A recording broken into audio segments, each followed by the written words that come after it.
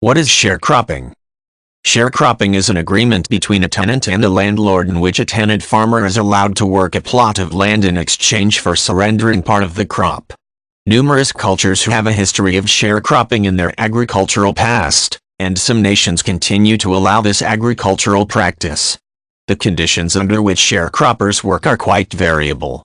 In some regions, this practice is a form of peonage which borders on the abusive, while in others, it is an equitable agreement which may even empower the farmer.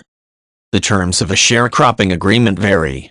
The farmer may keep 1/3 to 1/2 the crop, and is usually expected to supply equipment and seeds. Landlords may lease or sell supplies, sometimes at high cost and on credit, and in some cases a sharecropper ends the year in the red because he or she is not able to repay the credit. In lean years, the ability to keep part of the crop prevents the sharecropper from starving, but the sale of the crop may not generate enough income for the farmer to save money or cover household expenses. In the United States, sharecropping was widely used from the close of the Civil War through the 1930s. Sharecropping became notorious during the Depression, when artists and writers documented the practice extensively.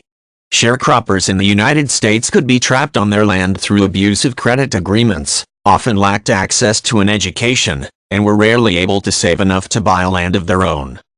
From the point of view of landowners, sharecropping can be beneficial because it provides landlords with a steady source of crops for sale from tenants who take care of the land on their own.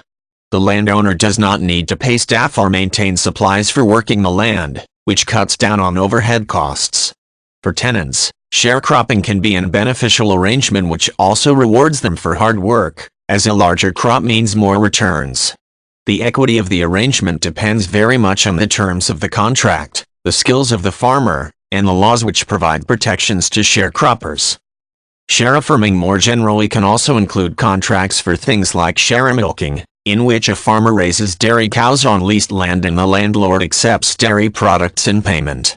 Some critics argue that such arrangements have a tendency to concentrate land ownership in the hands of a few, while farmers who enrich lands belonging to other people receive few benefits.